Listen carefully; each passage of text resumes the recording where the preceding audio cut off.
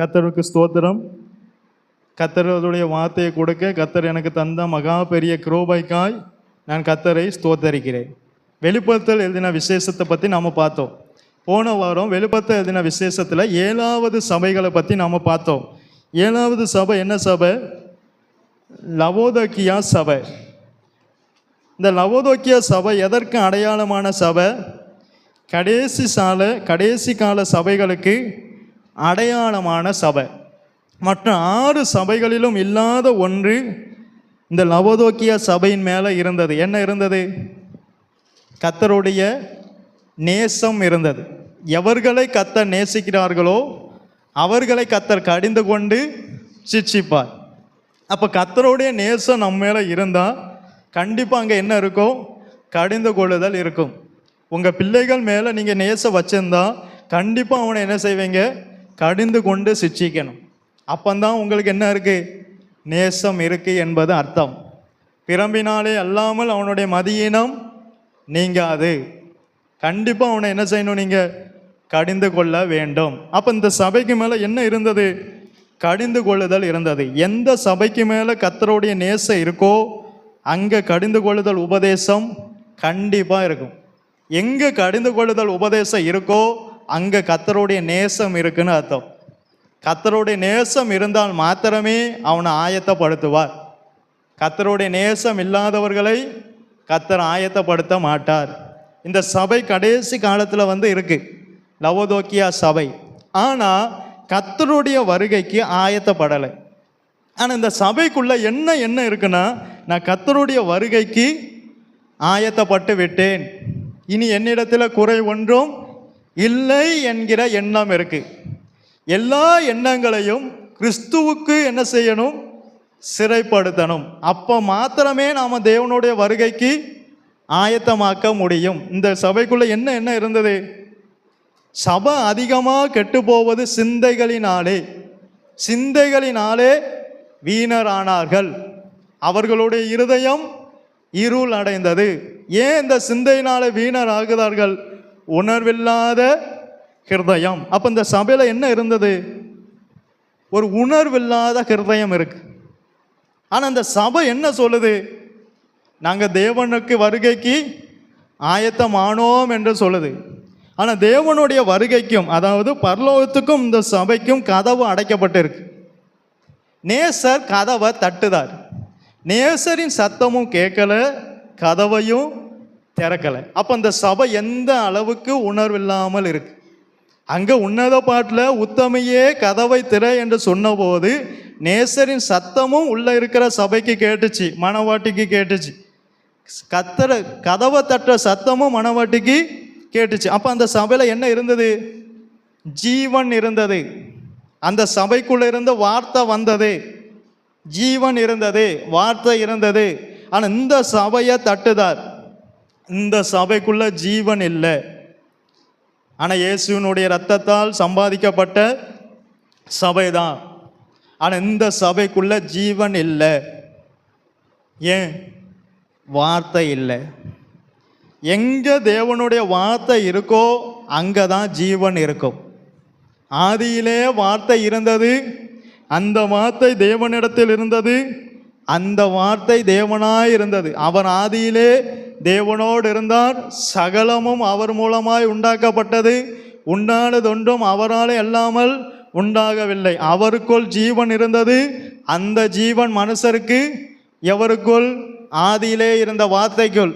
அந்த வார்த்தை தேவனிடத்தில் இருந்த வார்த்தைக்குள், தேவனாய் இருந்த வார்த்தைக்குள்ள என்ன உண்டு? ஜீவன் உண்டு. அந்த வார்த்தையானது ஜீவனாயும் ஆவியாயும் நினைவுகளையும் தோற்றங்களையும் வகையறுக்கக்கூடியதாயும் எந்த கணுக்களையும் ஊனையும் பிரிக்கக்கூடிய வல்லமை அந்த வார்த்தையில் உண்டு. எங்க வார்த்தை இருக்கோ அங்க ஜீவன் உண்டு. லாசருவே வெளியே வா. போனது என்னது? இயேசு போல வார்த்தை போச்சு. எந்த சரீரத்துக்குள்ளேயும் நாம் தேவனுடைய வார்த்தையை உள்ள அனுப்பணுமானால் எந்த உயிருள்ளாத சரீரமோ உயிர்ப்பிக்கப்படும். தேவனுடைய வார்த்தையினால் ஆகும். ஒரு வார்த்தை சொல்லும், கர்த்தாவே என் வாழ்க்கையெல்லாம் செழிப்பாகுமே. அதற்காக தான் மரியாள் தேவனுடைய பாதத்தில் உட்கார்ந்தார். ஒரே ஒரு வார்த்தைக்கு, வேற எதுக்காக உட்கார்ல, இயேசு சொல்ல போற ஒரே ஒரு வார்த்தைக்கு, லாசருவே வெளியே வா. அந்த ஒரு வார்த்தைக்காக மரியா கர்த்தருடைய பாதத்தில் உட்கார்ந்திருந்தா. நாம் எத்தனை பேர் அப்படி உட்கார்ந்துருக்கோம் ஒரு வார்த்தைக்காக? ஆனால் அவள் ஒரு வார்த்தைன்னு அற்பமாக என்னல, அந்த வார்த்தைக்குள்ளே தான் என்ன இருக்கு? ஜீவன் இருக்கு. அந்த வார்த்தைக்குள்ளே தான் என்ன இருக்கு? ஜீவன் இருக்கு. அப்போ தேவனுடைய வார்த்தை எந்த சபையில் இருக்கோ அந்த சபையில் என்ன இருக்கும்? ஜீவன் இருக்கும். இந்த சபையில் ஜீவன் இல்லை. இந்த சபை எப்படி இருக்கு? செத்த சபையா இருக்கு. மரித்து 3 நாள் ஆன லாசருவை போல இந்த சபை இருக்கு. தன்னைத்தானே நிதானிக்கக்கூடிய, அதை அறியாமல் நான் ஐஸ்வர்யவான் என்றும் நான் திரவிய சம்பன்னன் என்றும் எனக்கு ஒரு குறைவுமே இல்லை என்றும் இந்த சபை இருக்கு. ஆனால் பரலோகத்துக்கும் இந்த சபைக்கும் கதவு அடைக்கப்பட்டு இருக்கிறது. நல்ல கவனிங்க. கடைசி காலத்தில் முக்கியமாக ஆவிக்குரிய கண்கள் திறக்கப்படணும். அப்பந்தான் நாம் தேவனோடு கூட இருக்கோமா யாரோடு இருக்கோம் என்பது நமக்கு தெரியும். ஏழி ஆசாரனுடைய கண்கள் மங்கி போச்சு, இருள் அடைந்தது. தேவனுடைய பெட்டி அங்கே இருக்கா இல்லையானே தெரியலை. தேவன் நம்ம வீட்டில் இருக்காரா இல்லையானே தெரியலை. தேவன் இந்த தேசத்தில் இருக்காரா இல்லையானே தெரியலை. யாக்கோபு சொன்னார், இது மெய்யாகவே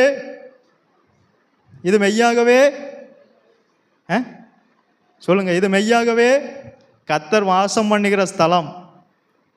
இதுக்கு என்ன பேரு? பெத்தேல்.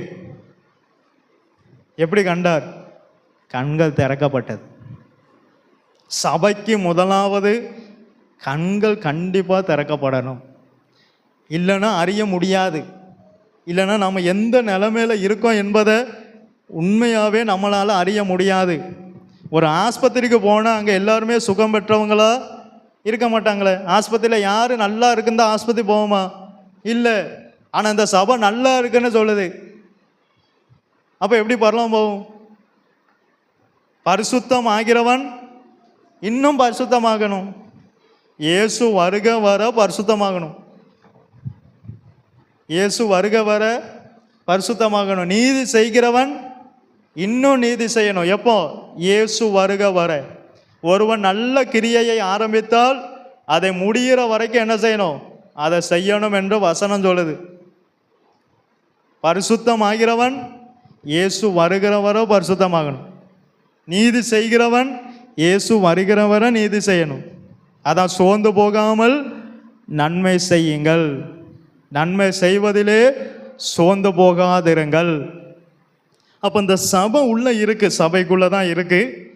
ஆனால் கர்த்தர் எங்க இருக்கார்? சபைக்கு வெளியே நிற்கார். ஏன்? இந்த சபைக்கு முதலாவது ஆவிக்குரிய கண் இல்லை.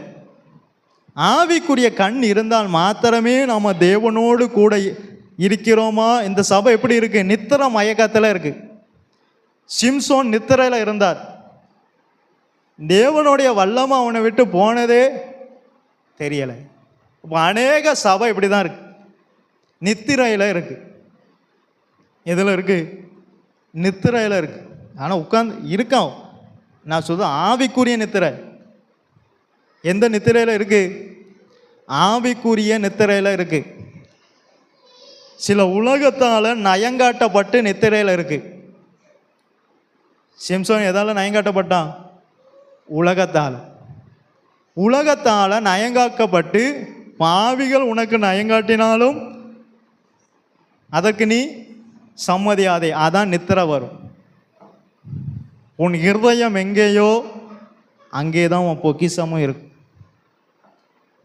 அவன் இந்த நயங்காட்டுதலுக்கு கீழாகி நித்திர மயக்கத்தில் ஆனதுனால தேவன் தான் கூட இருக்கிறாரா இல்லையா என்பதே சிம்சோனுக்கு தெரியலை.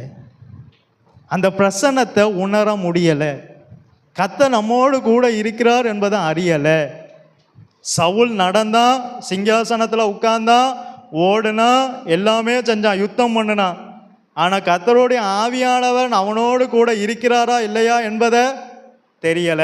கர்த்தருடைய ஆவியானவர் அவனை விட்டு விலகினார் என்பதும் தெரியல. காரணம், ஜீவன் இல்லை. ஆவிக்குரிய கண்கள் திறக்கப்படலை. ஆவிக்குரிய கண்கள் திறக்கப்பட்டால் மாத்திரமே கர்த்தர் நம்மோடு கூட இருக்கிறாரா இல்லையா என்பது தெரியும். ஓபேத்-ஏதோமுடைய வீட்டிலே கர்த்தருடைய பெட்டி இருந்தது. கர்த்தர் இருந்தார். யார் இருந்தா? கர்த்தர். 3 மாதம். எத்தனை மாதம்? ஆனால் புதிய ஏற்பாட்டில் என்ன சொல்றார்? உலகத்தின் முடிவு பரியந்தம் சகல நாளும் நான் உங்களோடு கூட இருக்கேங்கார சொன்னார. நாம அவரோடு இருக்கோமா? இயேசு கிறிஸ்துவுடனே கூட ஐக்கியமா இருப்பதற்காகவே உங்களை அழைத்த தேவன் உண்மையுள்ளவர். நம்மளை அழைச்சதை எதற்கு? இயேசு கிறிஸ்துவோடு கூட ஐக்கியமாக இருப்பதற்கு. ஆதாமும் ஏவாளும் எதை இழந்தாங்க? அந்த ஐக்கியத்தை தான் இழந்தாங்க. இப்படி செய்கிறதினால் அநேகர் பலவீனரும் வியாதி உள்ளவர்களுமாய் இருக்கிறார்கள். என்ன வியாதி? கேன்சரோ,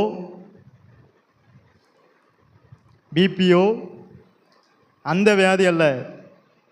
எந்த வியாதி? வாசிங்க, 17ஆம் வசனத்தை வாசிங்க.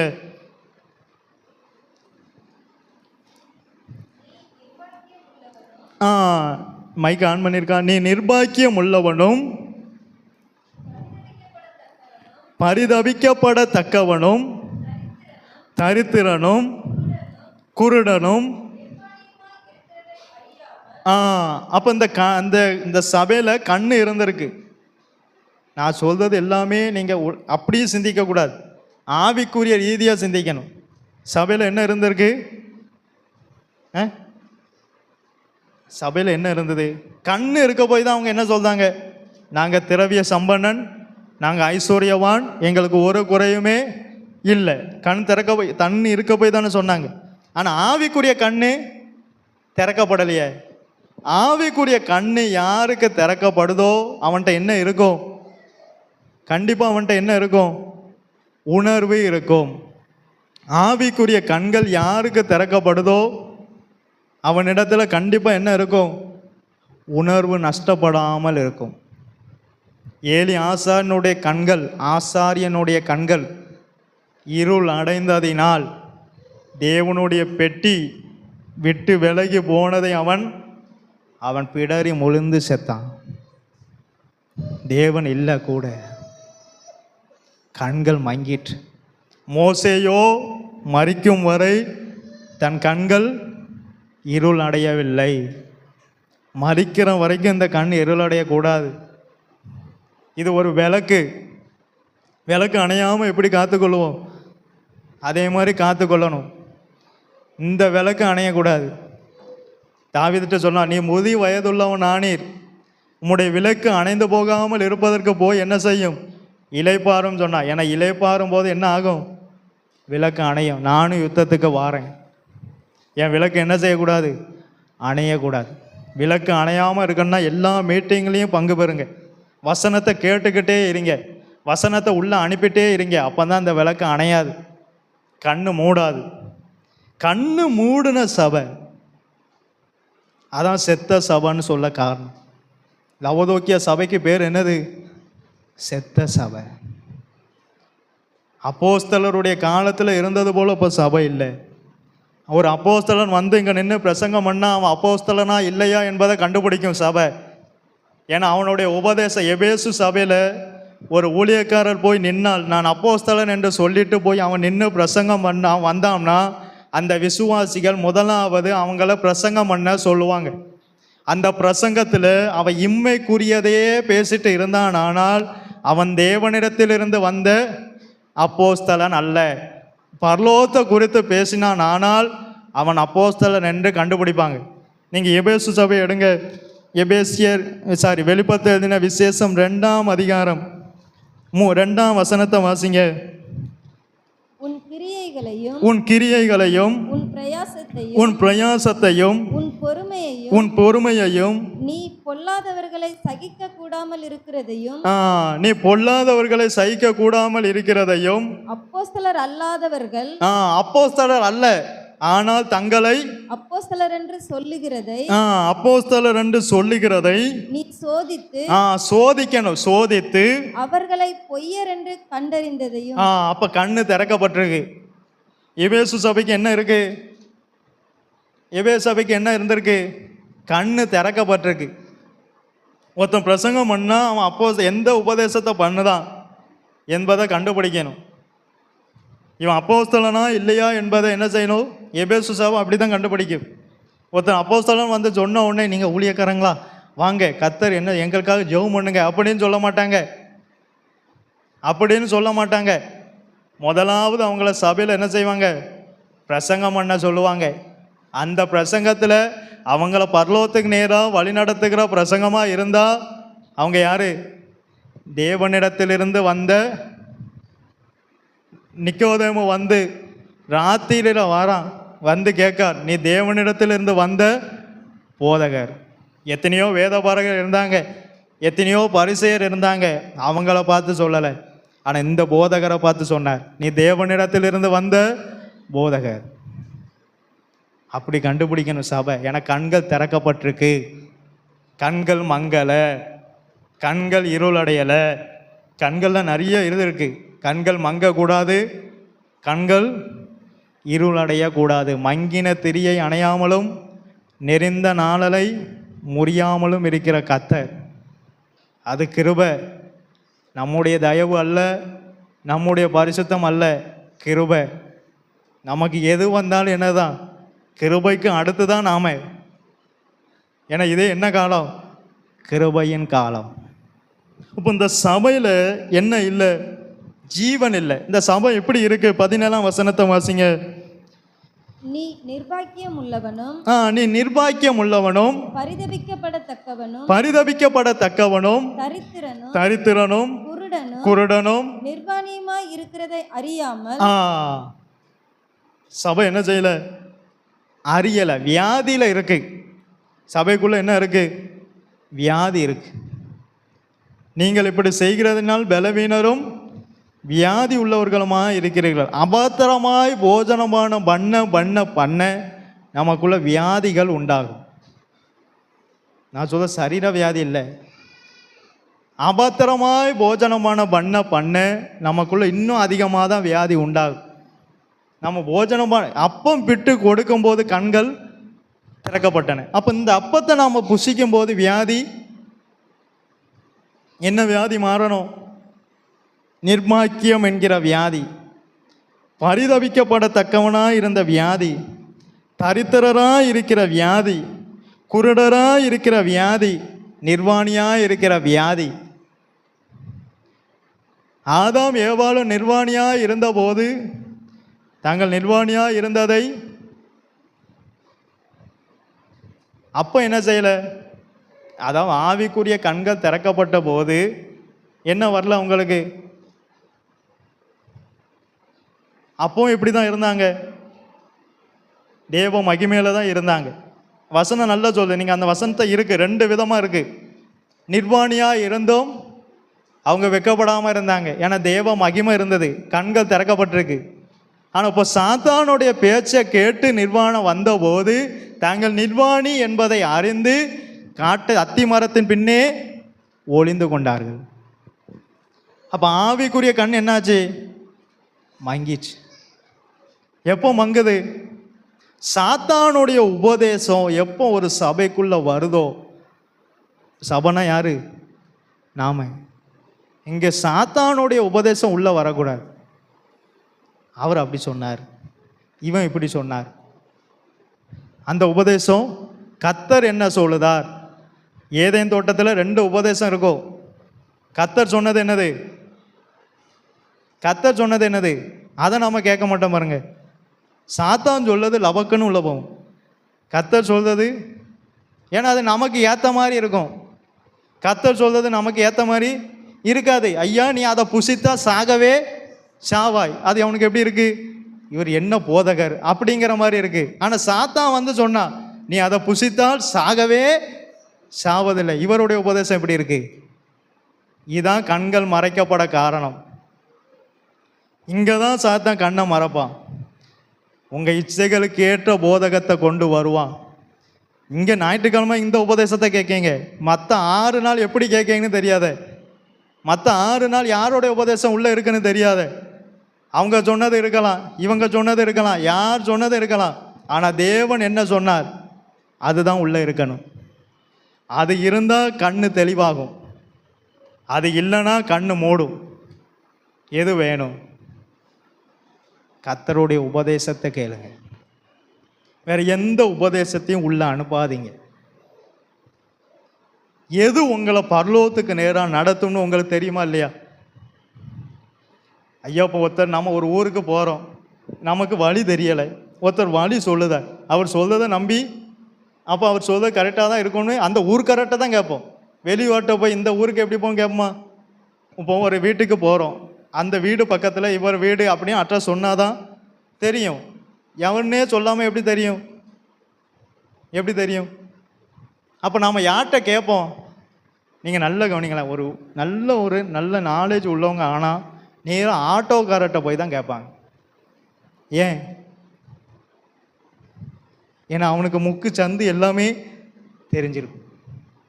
உண்மையாகவே ஐயான்னு சொல்லி தந்தது அதான். எங்கே போனாலும் ஆட்டோக்காரன்ட்ட தான் கேட்க சொல்லுவாங்க. ஏன்னா அவனுக்கு எல்லா வீடும் ஒரு எல்லா தெருவுமே கண்டிப்பாக தெரிஞ்சிருக்கும். இதே போல் நம்ம சரியான ஆள்கிட்ட போகணும், சரியான உபதேசத்தை உள்ளே எடுக்கணும். சாத்தானுடைய உபதேசத்தை எடுத்து பழத்தை பறிச்சோமானால்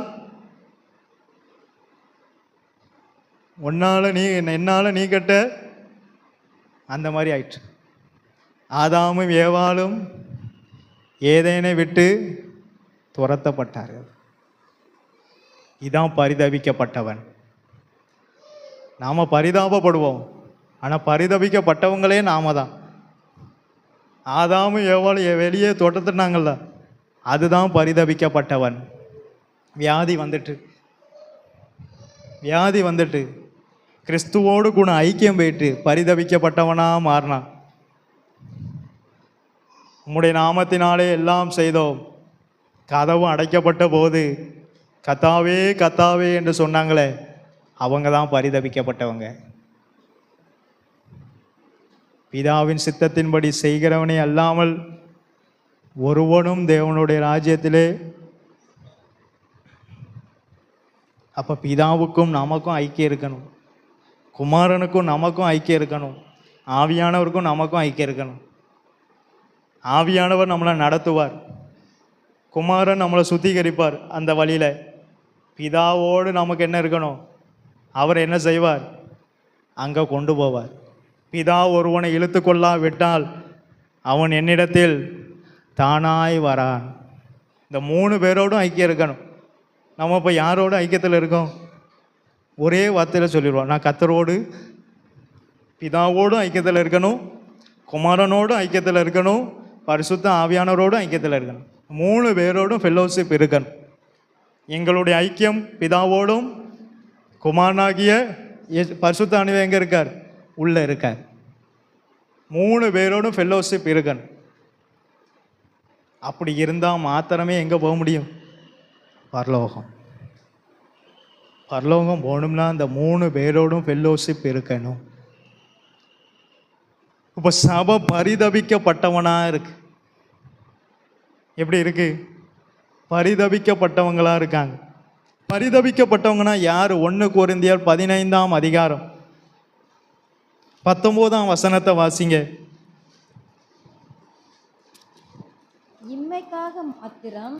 இம்மைக்காக மாத்திரம் நாம் கிறிஸ்துவின் மேல் நம்பிக்கை உள்ளவர்களாய் இருந்தால். அப்ப எபேசு சபை எப்படி இல்லை? இம்மைக்காக கிறிஸ்துவின் மேல் நம்பிக்கை உள்ளவர்களா இல்லை. அவங்களுடைய நம்பிக்கை எல்லாம் பரலோகத்தின் மேலே இருந்தது. ஆனால் லவோதோக்கியா சபையிலே பரலோகத்தின் மேலே நம்பிக்கை இல்லை, நம்பிக்கை எல்லாம் இம்மையின் மேலே இருந்தது. இம்மனா பூமிக்குரிய காரியத்தின் மேலே நம்பிக்கை இருக்கு. இந்த பூமி நிலையான நகரம் அல்ல. யாரு பரிதபிக்கப்பட்டவங்க? அதை திரும்ப வாசிங்க. இம்மைக்காக மாத்திரம், இம்மைக்காக, சில தேவைகளுக்காக, சில நம்முடைய தேவைகளுக்காக மாத்திரம் நாம் கிறிஸ்துவின் மேல் நம்பிக்கை உள்ளவர்களாய் இருந்தால், நாம் கிறிஸ்துவின் மேல் நம்பிக்கை உள்ளவர்களாய் இருந்தால், நல்ல கவனிங்க, முதலாவது தேவனுடைய ராஜ்யத்தையும் அவருடைய நீதியையும் தேடுங்கள். அப்ப நம்பிக்கை முதலாவது எங்க போகணும்? தேவனுடைய ராஜ்யத்தின் மேல போகணும். எங்க போகணும்? தேவனுடைய ராஜ்யத்தின் மேல போகணும். அங்க இருந்தா இதெல்லாம் தேவை, இதெல்லாம் தேவை. நாம் இந்த தேவைக்காக தான் கிறிஸ்துவின் மேல நம்பிக்கை வைக்கிறோமே அல்லாமல் பரலோகம் போகணுமே என்கிற எண்ணத்தில் நம்பிக்கை வைக்கணும். இம்மைக்காக மாத்திரம் தேவனிடத்தில் நம்பிக்கை வைக்கிறவர்களாய் இருந்தால் எல்லா மனுஷரை பார்க்கிலும் பரிதபிக்கப்படத்தக்கவர்களாய் இருப்போம். நாம் தான் பரிதபிக்கப்படத்தக்கவர்கள். எல்லா மனிதரை பார்க்கிலும், ரட்சிக்கப்படாதவங்கள பார்க்கிலும் நாம தான் பரிதபிக்கப்படத்தக்கவங்க. ஏன்? நம்முடைய நம்பிக்கைலாம் எதுக்காக இருக்கு? பைக்கு வாங்கவும், பொதுவாக சொல்கிறேன், பைக்கு வாங்கவும், காரு வாங்கவும், நம்ம உயரவும், நம்மளுக்கு எத்தனை ஆசீர்வதிக்கவும் தான் இயேசுவின் மேலே நம்பிக்கை இருக்குது. பரலோகம் போகணுமேங்கிற ஒரு எண்ணத்தில் நமக்கு ஒரு நாள் நம்பிக்கை வந்திருக்கா? கொஞ்சம் யோசித்து பாருங்கள். ஒன்று கத்த நம்மளை ஆசீர்வதிக்கணும்னு அவரை நம்புவோம், இல்லைன்னா நம்மளோட தேவை ஏதாவது கிடைக்கணும்னு அவரை நம்புவோம். ஆனால் பரலோகம் வேணுமேனு எத்தனை பேர் நம்பிக்கை வச்சோம்? ஆபிரகாம் நல்ல ஆசீர்வாதம் உடையவர். ஆபிரகாமுடைய ஆசீர்வாதம் யாருக்குமே இல்லை. ஆசீர்வதிக்கப்பட்டார், ஆசீர்வதிக்கவே ஆசீர்வதித்தார், சகல காரியங்களிலும் ஆசீர்வதித்தார். ஆசீர்வாதத்துக்கு குறைவே இல்லை, சீமானா இருக்கார். ஆனால் அவர் அந்த நகரத்தை கண்டபோது இதை அல்ல, இதிலும் மேலான பரமதேசத்தை நாட ஆரம்பித்தார். அதான் கண்கள் திறக்கப்பட்டவங்க, அவங்க பரிதபிக்கப்பட்டவங்க அல்ல. எங்கே நம்முடைய நாட்டம் பரலோகத்தை விட்டு பூமியின் மேலே வந்துட்டோ அப்போ நாம தான் பரிதபிக்கப்பட்டவங்க. உங்களுக்கு புரிகிற மாதிரி சொல்லிதார். எங்கே நம்முடைய நாட்டம் பரலோகத்தை விட்டுட்டு பூமியின் மேலே வந்துட்டோ அப்போ நாம தான். ஆனால் உலகம் நம்மை நெருக்கும், உலகம் நம்மை நெருக்கும்.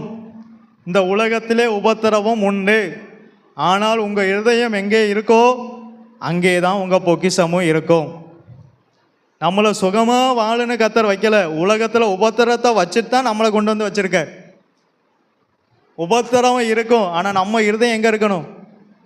அது சங்கீதம், நேற்று ஒரு சங்கீதம் வாசித்தோம், 119 சங்கீதத்தை எடுங்க.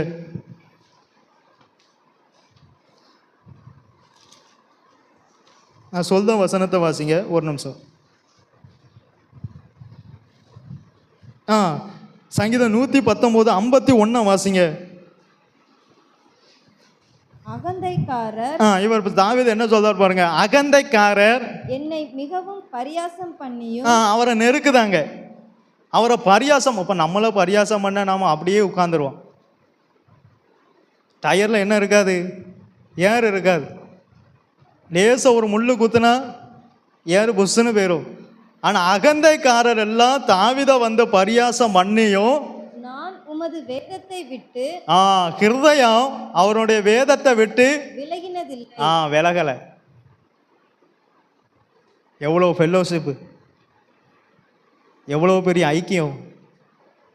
இத்தனைக்கு நெருக்கம் இருக்கு, தாவீதுக்கு நெருக்கம் இருக்கு, தாவீதுக்கு உபத்திரம் இருந்தது. ஆனால் எதை விட்டு விலகலை? வேதத்தை விட்டு விலகலை. நமக்கு எல்லாம் இருந்தோம், வேதத்தை விட்டு விலகிருந்தோமே. நமக்கு அதிகமாக கஷ்டம் வரல, அதிகமாக உபத்திரம் வரல. ஆனால் அப்படி இருந்து நாம் என்ன செய்தோம்? இந்த வேதத்தை விட்டு விலகிருந்தோமே. ஆனால் தாவீது சொன்னார், அகந்தைக்காரர்கள் எல்லாரும் என்னை பரியாசம் பண்ணாங்க, உதட்டை பிதுக்கினாங்க, தலையை துளுக்கினாங்க. ஆனால் நானும் கர்த்தருடைய வேதத்தை விட்டு விலகலை. இதான் தாவீது, இதான் தாவீது. அவனுக்காக ஒரு கொம்பை முளைக்க பண்ணார், அவனுக்காக ஒரு விளக்க ஆயத்தம் பண்ணார். என் தாசனாகிய தாவீது, அந்த பேர் வாங்கணும். என் தாசன் அவர் சொல்லணும். என்ன சொல்லணும்? நீ என் தாசன், நான் உன்னில் மகிமைப்படுவேன் அப்படிங்கிற ஒரு சத்தம் கேட்கணும். என் இருதயத்தில் அது பேசும். அந்த வசனம் நிறைய வாட்டி பேசியிருக்கு. நான் ஜெபம் பண்ணும் போதெல்லாம் இருதயத்தில் பேசியிருக்கு. அப்போ அழுவேன். என்ன வந்தாலும் இதை விட்டு விலகக்கூடாது. எதை விட்டு? வேதத்தை விட்டு. ஹிருதயம் இங்கே தான் இருக்கணும். நீங்கள் அமெரிக்காவில் இருங்க, ஆப்பிரிக்காவில் இருங்க, தண்ணியில் குளிச்சுட்டு இருங்க, எங்கேயும் இருங்க, ஹிருதயம் எங்கே இருக்கணும்? வேதத்தில். தூங்கிட்டு இருந்தாலும் ஹிருதயம் விழித்திருக்கணும் வேதத்தில். தூங்கி இப்போ முழிச்சு இத்தனை சங்கீதத்தில் இந்த வசனம் என்னன்னு கேட்டாலும் அதை சொல்லாட்டாலும் ஒரு வசனமாவது சொல்லணும். ஹிருதயம் அந்த அளவுக்கு வேதத்தோடு ஐக்கியம் இருக்கணும். ஃபெல்லோஷிப், ஃபெல்லோஷிப் வித் வேர்டு, வார்த்தையோடு ஐக்கியம். தேவனுடைய வார்த்தையோடு ரொம்ப ஐக்கியம் வேணும். அப்போந்தான் அவனால் நிற்க முடியும். உபத்திரவத்தில், பலவீனத்தில், எந்த சோதனையிலும் வசனத்தோடு ஐக்கியம் இருந்தால். அதனால தான் அடுத்த வசனத்தில் அவர் என்ன சொல்றார்? கர்த்தாவே, ஆதி முதலான உமது நியாய தீர்ப்புகளை, ஆதி முதலான உம்முடைய நியாய தீர்ப்புகளை நான் இல்ல 49-50 வாசிங்க. நீர் என்னை நம்ப பண்ணின வசனத்தை. தாவீதுக்கு அதிகமாக கர்த்தர் வசனத்தை கொடுப்பார். அவன் உபத்திரம் வரும்போது, அவனுக்கு பலவீனம் வரும்போது, அவன் சோர்ந்து போகும்போது அவனுக்கு வசனத்தை கொடுத்து தான் அவனை தேத்துவார். அப்போ ஹிருதயம் எல்லாம், அவன் ஹிருதயம் எல்லாம் எங்கே இருந்தது? வசனத்தில் இருந்தது. நமக்கு வசனத்தினுடைய மேன்மை தெரியணும். முதலாவது எதனுடைய மேன்மை? எது போனாலும் வசனம் மாத்திரமே நம்ம கூட கடைசி வரைக்கும் இருக்கும். அதுதான் நமக்கு ஆறுதல், அதுதான் நமக்கு தேறுதல், அதுதான் எல்லாவற்றுக்கும் எல்லாம். அவர் என்ன சொல்றார்? நீர் என்னை நம்ப பண்ணின வசனத்தை உமது அடியேனுக்காக நினைத்தருளும். அதுவே எதுவே? மனிதர்கள் அல்ல, அகந்தைக்காரர்கள் அல்ல, பரியாசம் பண்ணினவங்க அல்ல, தலையை துளிக்கினவங்க அல்ல. அதுவே எதுவே? வசனம். அதுவே என் சிறுமையில் எனக்கு ஆறுதல். சிரமம் வரும்போது அது மாத்திரமே ஆறுதலாக இருந்தது தாவீதுக்கு. நாம் ஆறுதலை எங்கெல்லாமோ தேடுவோம். நாம் என்ன தேடுவோம்? எங்கள் அம்மா ஆறுதல் படுத்த மாட்டாங்களா, எங்கள் அப்பா என்ன ஆறுதல் படுத்த மாட்டாங்களா, அப்படி தானே தேடுவோம். ஆனால் ஆறுதல் எங்கே இருக்குது? வசனத்தில் தான் இருக்குது. இந்த ஆறுதல் நிற்காது, ஆனால் இந்த ஆறுதல் என்றென்றைக்கு நிற்கும். வானமோ பூமியும் ஒளிந்து போகும், தேவனுடைய வார்த்தையோ ஒழியாது. இதுதான் ஆறுதல். யோசுவா, யார்கிட்டையும் ஆறுதல் இல்லை, வசனத்தில் தான் ஆறுதல் இருக்கு. நமக்கு வசனம்தான் ஆறுதல். எல்லாரும் கூட இருப்பாங்க, ஆனால் ஆறுதல் யார்கிட்டேருந்தும் வராது, இந்த வசனத்துலேருந்து தான் வரும். அவருக்கு சோர்வு வரும்போது, பலவீனம் வரும்போது, பரியாசம் பண்ணும்போது, தலையை துளுக்கும் போது, அவமானப்படுத்தும் போது, காரி துப்பும் போது, அவருடைய வசனம்தான் அவனுக்கு ஆறுதல். தாவீது எவ்வளோ போல்டாக சொல்றார் பாருங்க. எவ்வளோ அந்த அன்பு இருந்திருக்கு வசனத்து மேலே. இந்த வசனம் எனக்கு ஆறுதல். நாம் அப்படி சொல்லுவோமா? நம்மளால இந்த வசனத்தை தூக்கிட்டு எங்கே நடக்க முடியல, எங்கே நடக்க முடியல. ஐயா, வசனத்தை இப்படி நெஞ்சில் வச்சுட்டு எங்கே நடக்க முடியல? நம்ம வீட்டு வாசல் வரைக்கும் போக முடியல. அப்போ எல்லாத்துக்கும் என்ன வந்துட்டு பேக்கு, ஏன்னா 2-3 என்ன செய்யணும்? தூக்க வேண்டியிருக்கு. அதுதான் நமக்கு எதோ ஆயிட்டு, இப்போ பாரம் ஆயிட்டு. எதோ ஆயிட்டு, பாரம் ஆயிட்டு. எப்படி புஸ்தகம் பாரம் ஆயிட்டு, அதே போல் எல்லாத்துக்கும் இப்போ எதோ ஆயிட்டு பாரம், வேதம் ஆயிட்டு. ஆனால் தாவீது நெஞ்சில் வச்சுட்டு சொல்றா வசனத்தை, இது எனக்கு ஆறுதல். ஆனால் தான் நம்ம இப்படி சுமக்கும், இதுதான் நமக்கு ஆறுதல். அவர் என்ன சொன்னார் வாசிங்க, 50ஆம் வசனம். அதுவே என் சிறுமையில் எனக்கு ஆறுதல், என் சிறுமையில் எனக்கு ஆறுதல், உம்முடைய வாக்கு என்னை உயிர்ப்பித்தது. அது அவனை உயிர்ப்பிக்கி. அவன் சோர்ந்து போகும்போதெல்லாம் அவனை தட்டி தட்டி அவனை உயிர்ப்பிக்கி, சோர்ந்து போகாத சோர்ந்து போகாத, அவனை உயிர்ப்பிச்சிட்டே இருக்கு.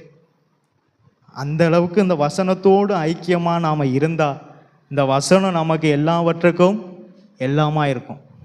இது எல்லாவற்றுக்கும் எல்லாமாய் நமக்கு இருக்கணுமானால் வசனத்தோடு நமக்கு ஐக்கியம் இருக்கணும். அப்பந்தான் இந்த வசனம் எல்லாவற்றுக்கும் எல்லாமா இருக்கும். வசனத்தை விட்டு விலகலை. சபை எதை விட்டு விலகக்கூடாது? வசனத்தை விட்டு விலகக்கூடாது. நீங்கள் எந்த வேலையும் பாருங்கள், ஹிருதயத்தில் என்ன இருக்கணும்? வசனம் கண்டிப்பாக இருக்கணும். அவருடைய வேதத்தை இரவும் பகலும் தியானிக்கிற மனுஷன் பாக்கியவான். பரிதவிக்கப்படத்தக்கவன்னு சொல்லலை, அவன் பாக்கியவான். 1 கோடி ரூபாய் வச்சிருக்கவன் பாக்கியவான்னு சொல்லலை, 10 கார் வச்சிருக்கிறவன் பாக்கியவான்னு சொல்லலை. ஒரு பைக்கு வாங்கிட்ட இல்லைனாலும், ஒரு வீடு வாங்கிட்ட இல்லைனாலும் நீ பாக்கியவான். இரவும் பகலும் அவருடைய வேதத்தை நீ தியானிச்சா பரலோகத்தின் பார்வையில் நீ பாக்கியவான். நாம் அதை தான் பார்க்க மாட்டோம். நாம் இந்த உலகத்தின் பார்வையிலேயே பார்க்கோம். எப்படி பார்க்கோம்? இப்படி இருந்தால் அவங்க என்ன சொல்லுவாங்க, இப்படி இருந்தால் இவங்க என்ன சொல்லுவாங்க, அப்படியே தான் பார்க்கோம். கர்த்தர் நம்மளை என்ன சொல்லுவான்னு பார்ப்போமா? நீங்கள் சொல்லுங்களேன். அவங்க என்ன ஆறுதல் படுத்த மாட்டாங்களா? இவங்க என்ன ஆறுதல் படுத்த மாட்டாங்களா? அவங்க என் கண்ணீர் யாரும் துடைக்க மாட்டாங்க. நான் 100% சொல்லுவேன், உங்கள் கண்ணீர் இங்கேருந்து இங்கே வரும்போது யாரும் துடைக்க மாட்டாங்க. ஆட்டுக்குட்டியானவர் தாமே, ஆட்டுக்குட்டியானவர் தாமே உங்கள் கண்ணீர் யாவையும் துடைப்பார். யாரு? ஆட்டுக்குட்டியானவர். அப்போ சபை எந்த நிலைமையில் இருக்கக்கூடாது?